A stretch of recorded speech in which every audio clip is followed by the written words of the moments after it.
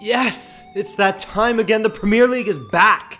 Rejoice. And I'm back from vacation. It was great. Thank you so much for asking. But let's get right to it and talk about who's gonna win it all. The top 6, the bottom 3, the Player of the Year, and the Golden Boot winner. I'm doing it this way so I can give a decent amount of time to each of the contentious positions in the top 6 and in the bottom 3, instead of doing every single team and just talking about them for 30 seconds. But before I do, if you like football and YouTube, and I know you do, then you should subscribe, because I'm going to have multiple videos coming out every single week, including weekend reviews, transfers on a Friday during the transfer window, of course. Maybe I'll do some transfer specials throughout the season as well. Player and manager bios, plus a little FIFA content's going to be coming your way. Career mode and maybe some ultimate team as well. We'll see about that. Alright, let's get it. Starting with the teams that I think are going to get relegated. In dead last 20th place, we have Huddersfield, and I'm sorry, Huddersfield fans. As exciting it is that your team made it into the Premier League, it wasn't exactly in a convincing fashion, though it was in an exciting fashion when it came down to it, as Huddersfield beat Reading in the promotion playoff final via a shootout after what was an extremely boring match. But I don't see Huddersfield having the defensive capabilities or the attacking firepower to stay up in the Premier League. Last season, they were the only team in the Championship top 10 that had a negative goal difference, as they scored 56 and conceded 58, so I'm sorry, Huddersfield, but we'll see you again some other time. Going down alongside them in 19th will be another team that followed them up from the Championship, and that team will not be Newcastle, but Brighton. These guys were cruising through the Championship season, putting together an impressive 17-match unbeaten run at one point. And they were even in first from match day 40 to 45, but they lost the title on the last day, as they drew 1-1 with Aston Villa thanks to an 89th minute Jack Grealish goal. Aston Villa, by the way, were one man down from the 63rd minute on. So this total collapse towards the end of their season shows that once there is pressure on them, they can be shaken. And you cannot afford to be shaken in the Premier League. It's going to be a fun ride for them, and they'll cause an upset or two along the way. But ultimately, by the time April rolls around, I think that their fate is going to be sealed. And the final team to be relegated, well, you know how you just get that feeling that it's time for a team to get relegated, like Sunderland last season? Well, I'm getting that same feeling, but with Burnley. And let me tell you why. Last season, they had the worst pass success percentage, the third least amount of shots per match, scored 39 goals in 38 matches, only 10 of which were from open play, and they only managed 1 victory while on the road. Granted, they were actually pretty decent at home, but it's not going to be enough this season. Burnley, good luck to you down there. It's going to be really close between you and Watford as to who's going down, but ultimately, Valar Morghulis. Alright, let's switch it up a bit and talk about the players themselves here, starting with the Golden Boot winner. It's going to be close this year. For example, City has added some great players to bolster their attack, and they will certainly do a good job of setting up Aguero and Gabriel Jesus. United, of course, will have a much faster attack with Lukaku spearheading it, as he can get in behind the defenders well, or at least a lot better than Zlatan can. Arsenal has added Alexandre Lacazette, who I personally don't rate as high as others. Liverpool have plenty of options in their attack, though an out-and-out striker still seems like a hole that they've failed to fill in this offseason. Chelsea has added Morata, and Batshuayi has played well in preseason. So with all that said, there's a team and a player that I haven't spoken about, a glaring omission, and that player is Harry Kane. He's won the Golden Boot for 2 years running, and I believe that he'll get a hat-trick of Golden Boots once he finishes as the league's top scorer once again for the 3rd consecutive season. He's scored 54 goals in the Premier League in the last 2 seasons, as he went on an absolute tirade towards the latter half of last season. How many times can I say season here? He missed 6 weeks of the season, played in 30 matches, and scored 29 goals. Spurs' young players have improved year by year, and I expect more of the same from Sir Harry of Kane. Alright, I'll reveal the player of the year once I've told you who's winning the league, as that will have a great impact on it. So, let's start with Arsenal, who had a pretty rough season last year, both on the pitch, in the stands, in the boardroom, and outside the Emirates with Arsenal Fan TV. Fan blood, fan blood, blood, fan blood, blood, blood, blood, blood, fan blood, blood. This offseason hasn't been the greatest for them, then it hasn't been the worst for them either. But if Alexis Sanchez does end up leaving to PSG, or any team for that matter, hopefully not a rival for their sake, then things will be considerably tougher for them in the attacking third. In preseason, their play has looked like more of the same from them, despite adding Alexandre Lacazette to their attack. Now, he hasn't been incredible, but of course, you gotta take the preseason with a grain of salt. Judging from the Community Shield, Sead Kolasinac will be a great addition for them at left back, as he's big, strong, tough, and smart on the ball, but I also predict that he's gonna be their leader for yellow cards. They won the Community Shield largely in thanks to Pedro and Thibaut Courtois' brain farts, but ultimately it's still Arsenal, it's still Arsene Wenger. The squad is largely the same, and with a lot of their rivals around them improving on their teams, I think that this is going to be another very tough season for Troops and the rest of the guys at Arsenal Fan TV. I think that Arsenal is going to drop down another place into 6th.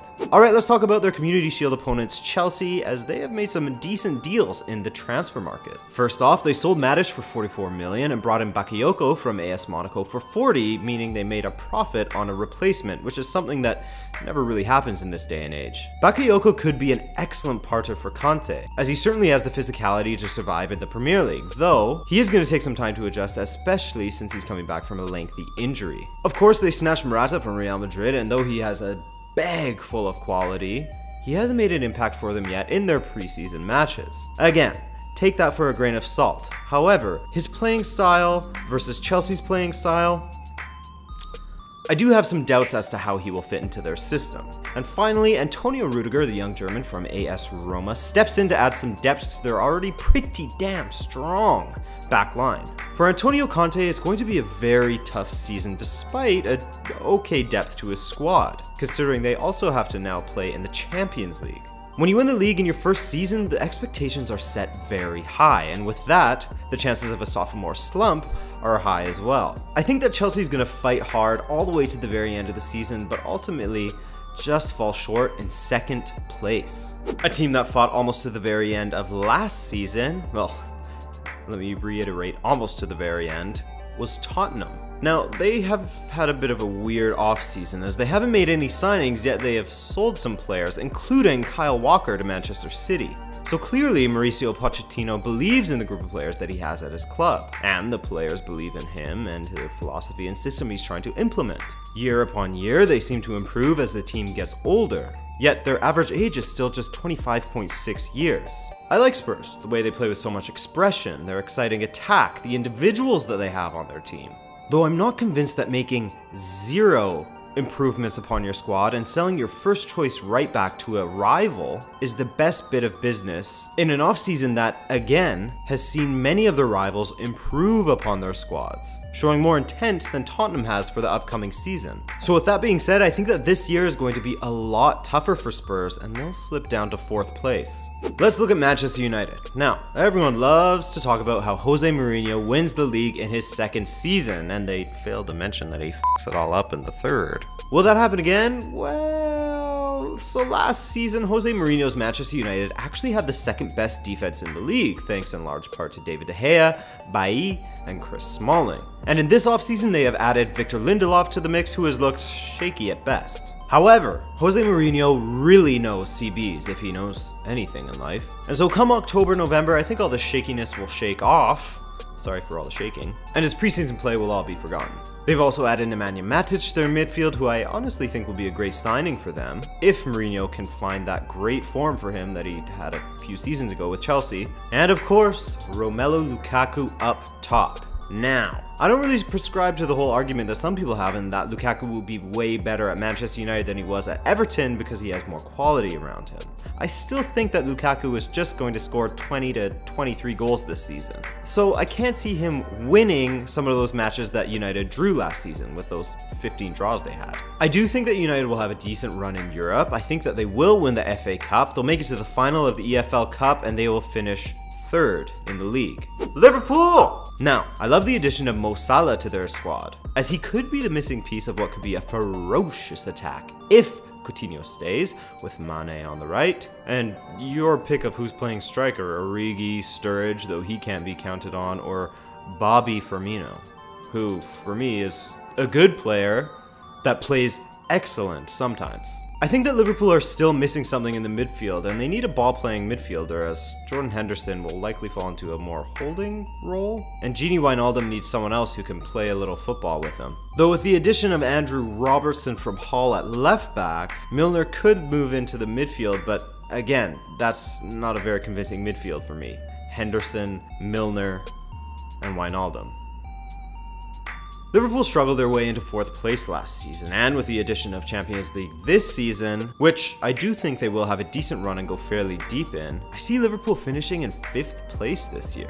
So, with all that said, there can only be one team who will take it all, and that is Pep Guardiola's Manchester City. Speaking of Pep, I think that he was pretty embarrassed last season, as he definitely didn't meet his high standards. And evidence of that is how aggressively City have attacked the transfer market. With the signings they made, clearly Pep knew exactly where they were weak last season. First off, he identified that they needed an actual goalkeeper, not a dodgeball player. So they went out and got excellent shot stopper, the young Brazilian Ederson from Benfica, as he will take the reins from Claudio Bravo, again the great dodgeball player, legendary in Chile, and Willy Caballero, who signed on with Chelsea. Then, to boost their defense, they added Danilo, Walker, and Mendy, all three of which are great fullbacks. Well, Danilo is.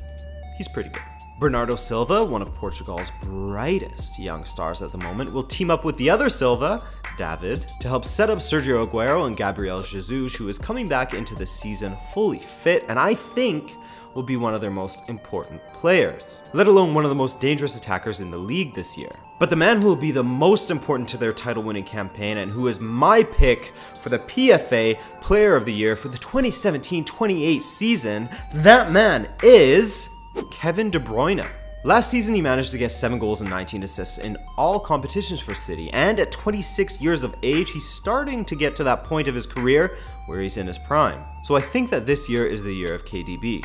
If he can avoid injuries, he'll surely be dominant for City and prove that he is one of Europe's elite central midfielders. His goals output last season simply wasn't good enough, but I think in this term, he's going to address that, while still racking up the assists for City. So, as I said before, he will be the PFA Player of the Season for 2017-2018. So there you have it. Here's what my Premier League table looks like at the top and bottom. Do you agree? Do you disagree? What are your picks? I hope you guys enjoyed this one. Make sure to hit that like button if you did, and subscribe if you're new to this channel. My name is Adrian for Rabona TV, and I will see you guys very soon for our first weekend review of the new season. Later.